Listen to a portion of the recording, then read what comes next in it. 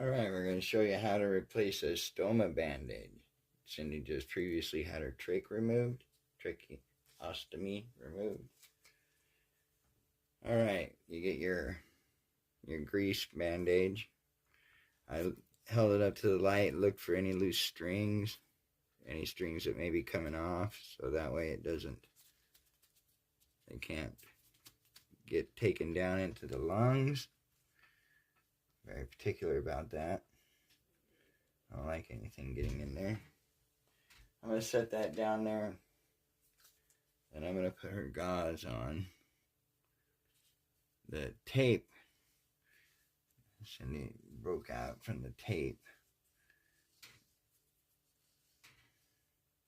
so I just keep it really clean, rub it down with some alcohol, and then a sterile gauze. She's been wearing the smaller Band-Aid all day, and I had put some ointment on around all the red part.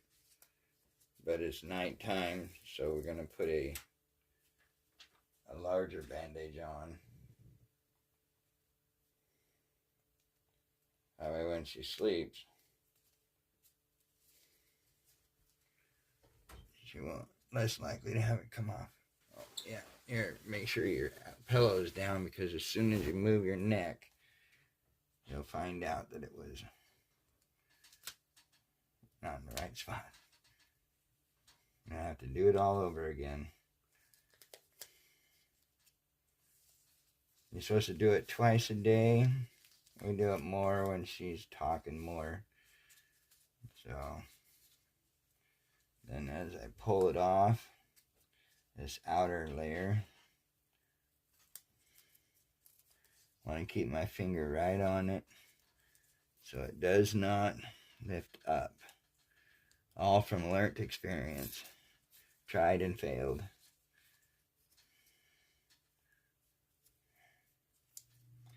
Alright. Make sure everything is sealed tight. That'll be that.